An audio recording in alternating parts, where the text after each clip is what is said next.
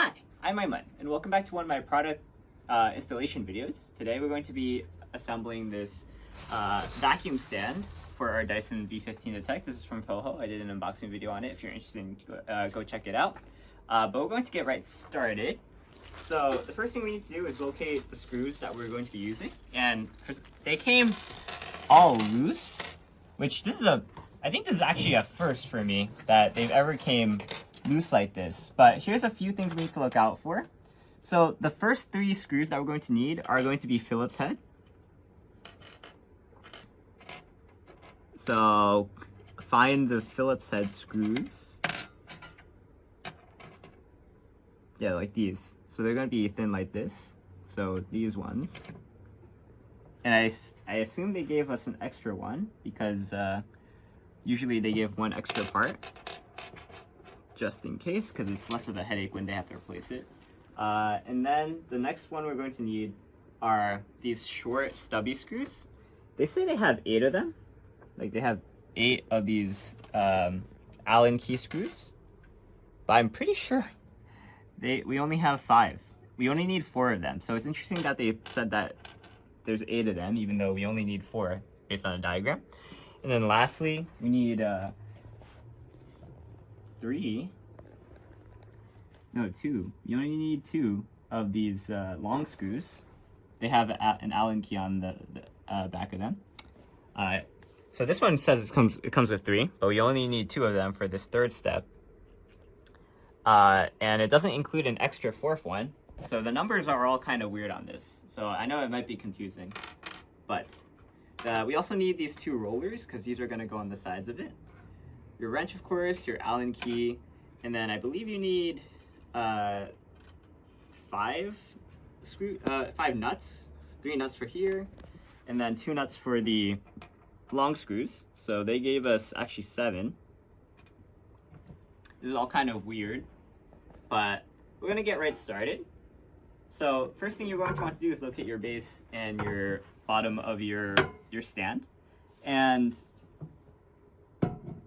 you want to make sure the attachment points are facing forward because the vacuum is going to be on this side, so you want your attachments to be coming out the front. And then you're going to want to take the Phillips screws and insert them at the top. At the bottom, you're going to put the 3 nuts. So you can tilt this around and insert them.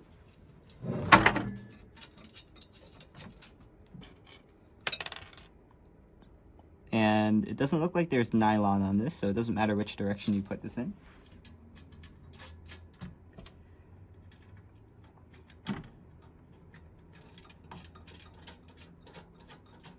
Oh, they actually gave us 8 nuts. Wait, no, they gave us 7. I think I just accidentally picked that one up. So they gave us 7 nuts. And then you can tighten it further, but they didn't give us a screwdriver.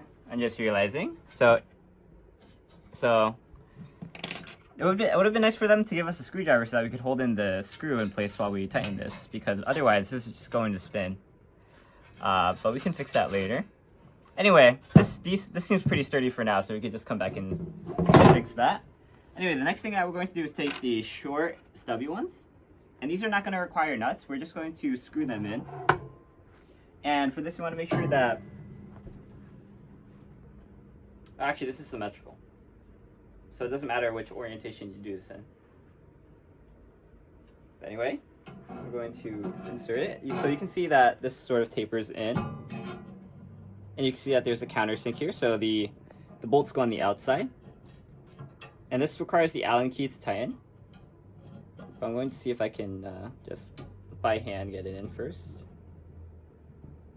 Okay. So let me put the second one in, and then we'll tighten it with the Allen key. Probably easier just to start with the Allen key.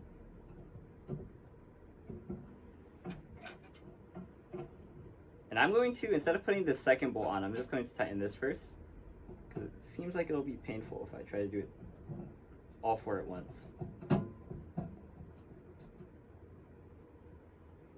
Actually, hold on. I'm going to get all 4 screws on, just in case I have this cross-threaded.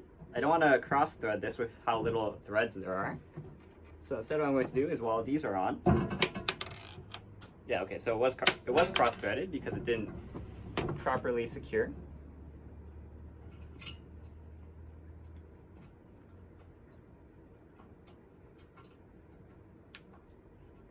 Okay, let's try mounting it on the Allen key.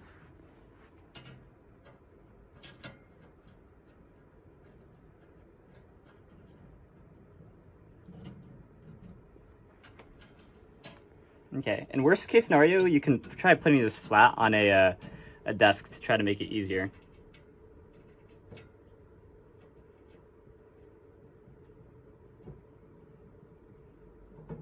There we go. Okay, with that being done, it's a good thing that they gave us 1 extra screw because I have no idea where that last screw went. But let's tighten this one. Okay, kind of feels cross-threaded. I mean, 1 screw being cross-threaded isn't a big issue. Oh, now we go. There we go.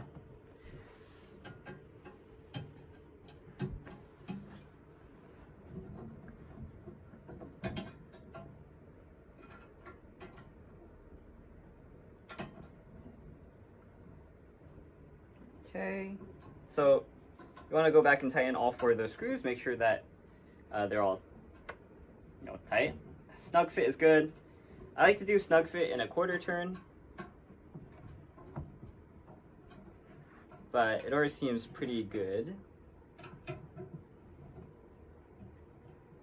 And then while we're here, we're going to put these rollers on the bottom. So these rollers screw into the insides of the base. And it looks like they'll need to be tightened with a Phillips screwdriver, which again we didn't get, because if I try to tighten them by hand, this is going to be really tough because these are ball bearings. That was an interesting design decision that they did, not giving me a Phillips screwdriver. But anyway, we'll skip that. We'll come back later. Okay, so now we have our own Phillips screwdriver. So let's tighten it.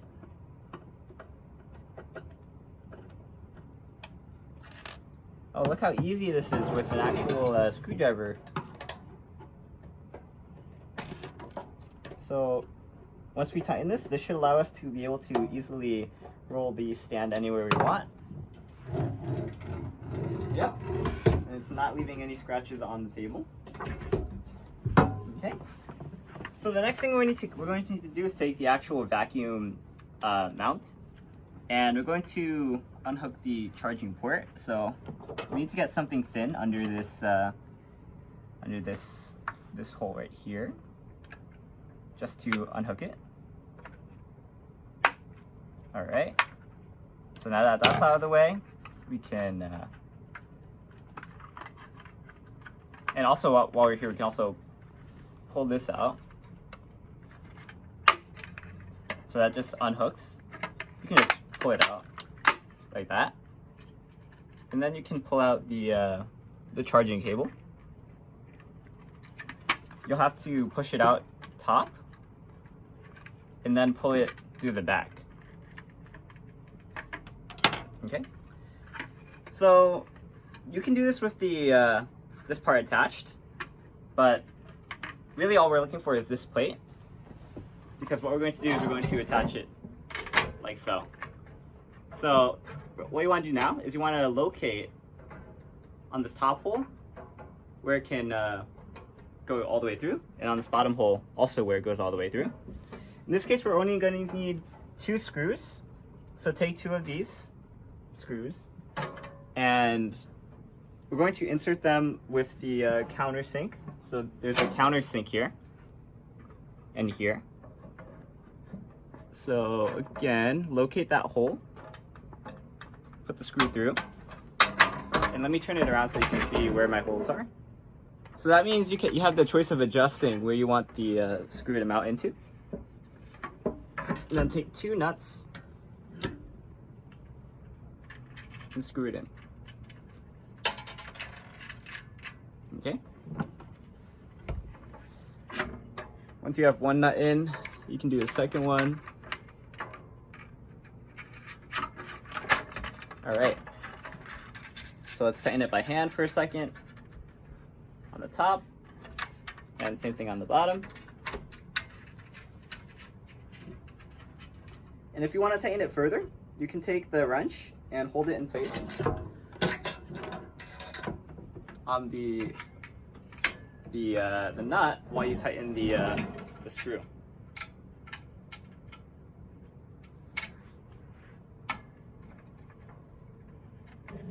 All right. All right, and so now what we should be able to do, so this can swivel up and down. Now we're going to take the charger and we're going to put it back where it was before. So again, it goes through the back up here, and then you got to face it backwards so that this is pointing up, and then it goes in the mount right here, and then this clasps on top of it. You might need to angle it, and there we go. And so while we're here, let's flip this up and loop the wire around. And so now it's going to come out the bottom. So let's stow the cable behind it. There's no cable management on this entire stand, which would have been nice to have, but that's okay. And what's interesting is that they also include these 3M strips, so the sticky adhesive, but on the instructions they don't actually mention where to put these sticky strips. They include it as H, but it's nowhere to be found. So I assume that they go on the bottom, because that's usually where they go as a scratch protector. So they would go on this bottom band here. But that's up to you if you want to apply them or not. But to finish this video off, I'm going to take our vacuum and see if it mounts. Okay, so I can already tell there might be a problem with this.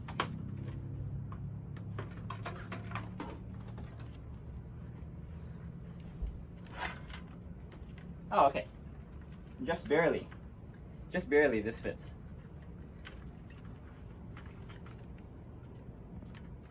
Okay, and it could do with a bit of tightening on the bottom screws, because you can see it's kind of wobbling back and forth. But otherwise,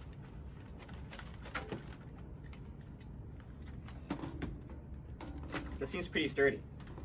And you can even roll it around. And then let's see if we can put some attachments on it.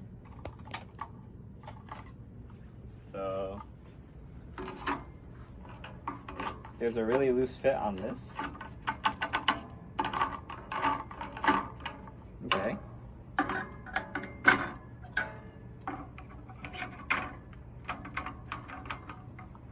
A kind of loose fit. It should be good enough for most uses. And you could put all 4 of them there. And then you could clip this one onto here. So you could put this one here,